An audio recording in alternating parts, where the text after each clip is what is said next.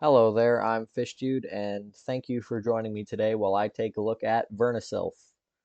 Um, this deck is a build that I'm playing with only monsters, excluding Sekka's Light, of course, but not a very popular build. In fact, I'm probably the only one who's been playing it so far, but mainly the Vernusylph builds usually play the Vernusylph field spell that lets you summon the goddess from deck by banishing the flower buds from grave, but I don't think this looks very good.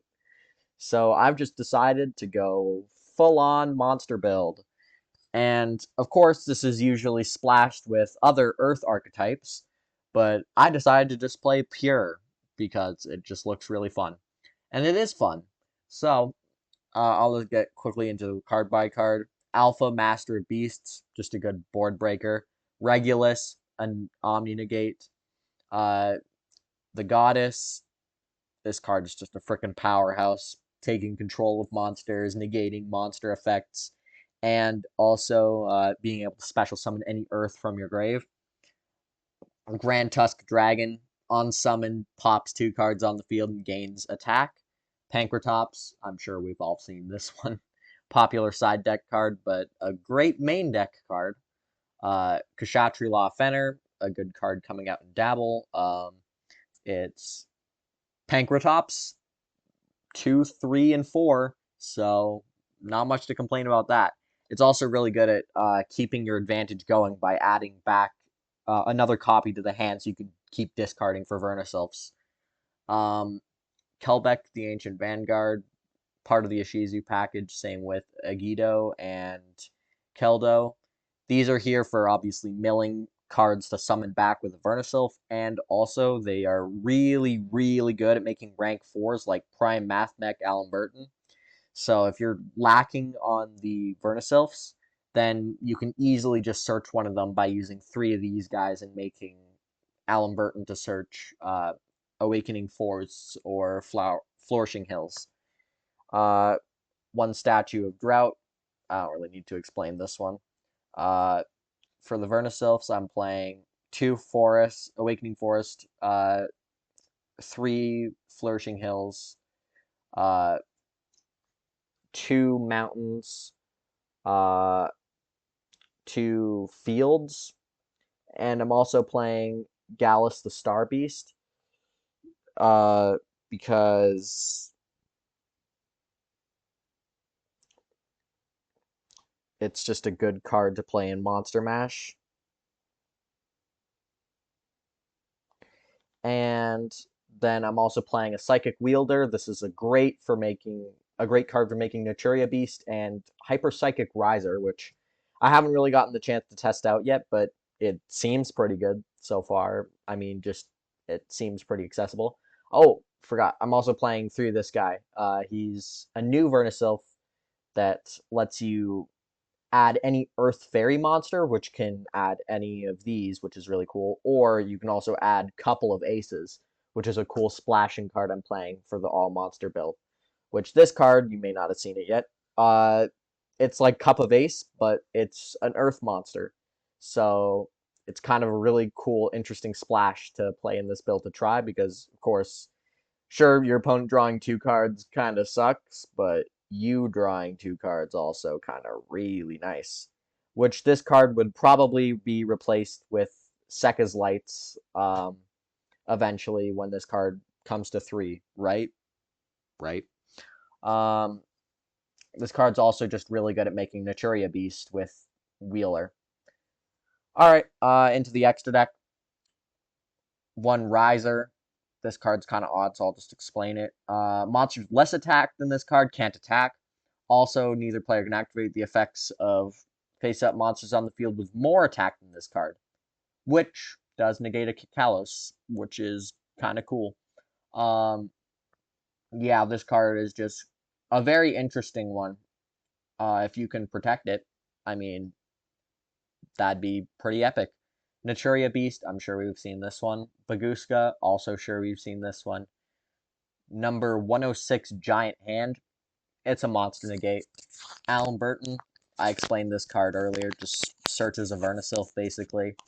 Um, or funnily enough, you could even search Sekka's Light if you can get 4 level 4s on field, but I don't think you're doing that. Gaga Cowboy. In combination with Gallus of the Star Beast, if you can mill or a high level monster and deal lots of damage, you can definitely get in the 800 range. I played a game against Blackwings, and I just I was able to just totally burn them so low with Gallus. It was hilarious. Should have summoned that Blackwing Dragon. Uh, a Shuriken. I don't know if I like this one very much. Not making it.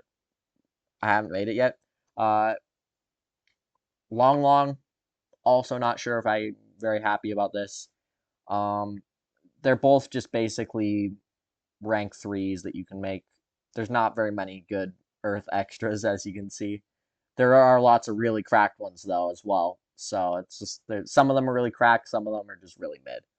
But they're there. You can make them, just not as often. Skull Dread. I'm sure you know what this does. Blackluster Soldier, Soldier of Chaos. You play lots of 7 or highers, and it's just an amazing Earth monster. I also got the win out of this with Blackwings because it gaining 1500 attack and being untargetable apparently is really good against Blackwings because them not having the full armor master to take control of it and it being able to beat over the full armor master is just insane. Ossia Earth Charmer removable. Sure, we know what this does. Nightmare Cerberus. Also sure we know what this does. Mrs. Radiant. Probably never summoning this. It's kind of funny. Just an option to consider, I guess. Geonat Transverser.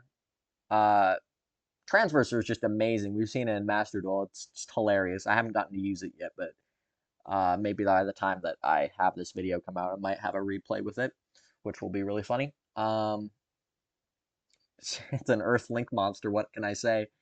Cross Sheep. It's an Earth Link monster, and it does have the potential to do something kind of silly, I guess. I don't know. It's just kind of a fun card that people splash sometimes in random decks, so I'm sure that it's going to be okay here because it's an Earth monster. And for some other options to consider, there's King Tiger Wangu.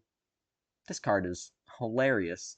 I'm pretty sure it just takes out Sprite because I'm doubting they're going to be able to summon anything with level 2s, considering that they're all really, really small. A Morphage Goliath. It's an extra deck block. Maybe a good card to side if Drought doesn't work if you're playing against exactly Vernusylph or something like that. So yeah, that's the deck, and I guess we'll get into some games.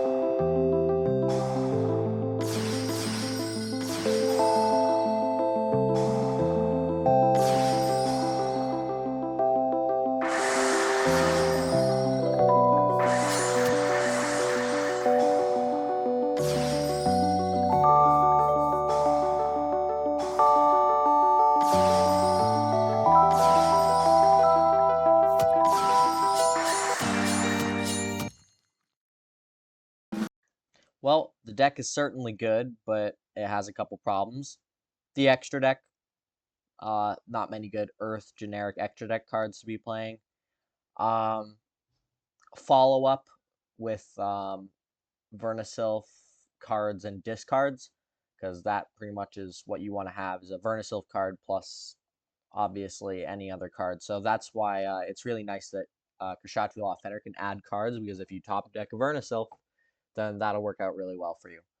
But that is one of the problems, is just keeping advantage in hand. Um, Not many going first plays.